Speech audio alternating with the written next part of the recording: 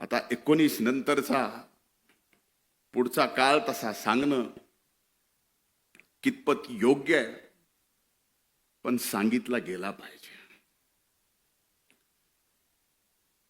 का सांगितला गेला पाहिजे? अगदी पहाटेच्या शपथविधीच्या बाबतीत त्याला पहाट म्हणत नाहीत असं दादा नेहमी म्हणतात.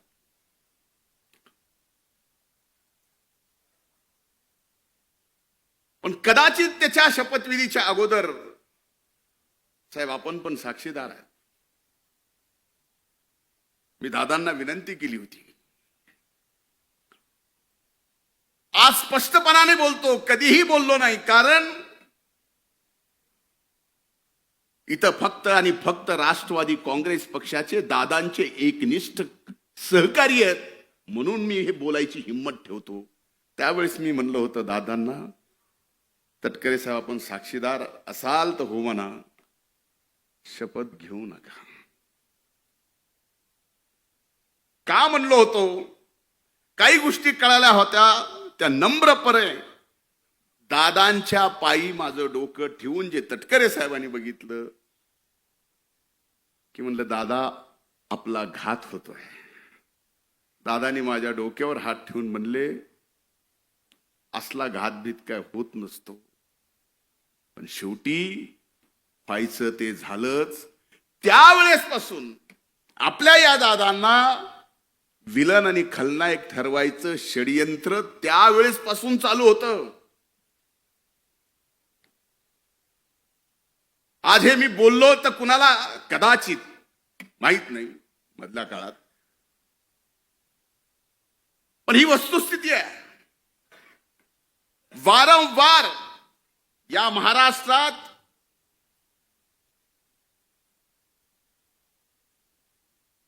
आदरणीय पवार साहेबांच्या नंतर महाराष्ट्रात राष्ट्रवादी काँग्रेस पक्ष प्रामाणिकपणाने पुढे आणण्यासाठी, आणि तो पक्ष पुढे आणण्यासाठी नाही तर ती ताकद म्हणून, आणि ती ताकद महाराष्ट्रात सत्तेत म्हणून आणायचा प्रयत्न जर इमानदारीनं कुणी केला असेल तर आदरणीय दादानी केला, हे नम्रपणानं मला या ठिकाणी आपल्या सर्वांच्या समोर सांगावंसं वाटतं.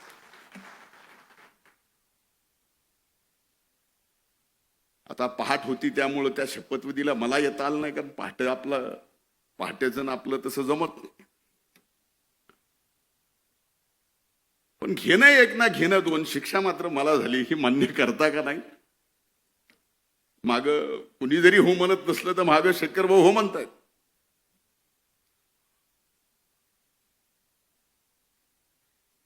त्यानंतर ज्या वेळेस सर्व राष्ट्रवादी काँग्रेस पक्षाच्या मान्यवर नेत्यांनी ठरवलं की आता आपल्याला भारतीय जनता पार्टी सोबत युती करावी लागते, दादांनी तो निर्णय घेतला आणि आपण सर्वजण दादांच्या पाठीमागे खंबीरपणानं उभं राहिलो.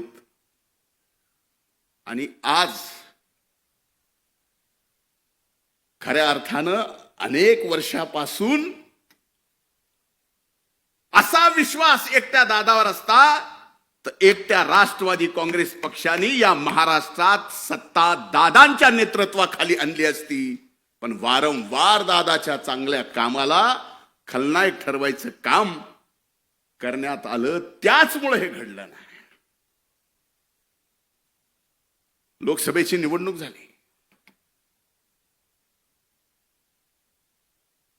लोकसभेच्या निवडणुकीत दारुण पराभव झाला. मला अनेक जण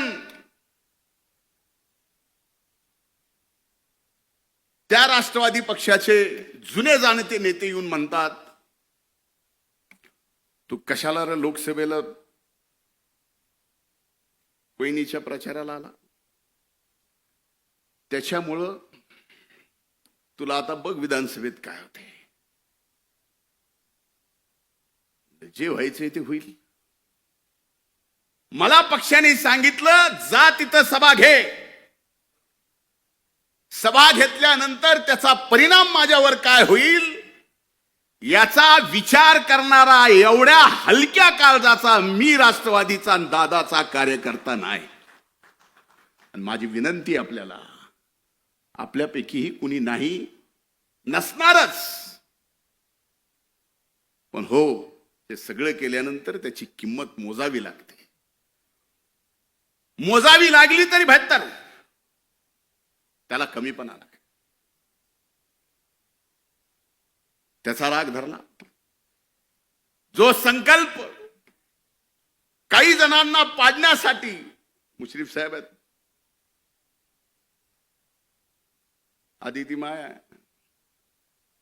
मैं खुद गब्बर है, वळसे पाटील साहेब आहेत, यांना पाडायचंच अशी यादी कमी नव्हती. पण पडलं कोणीच नाही. तुम्ही लाखभर मतांना आलात, मी जरा जास्त मतांना आलो म्हणून मला भोगावं लागायला की काय असं मला वाटायला लागले.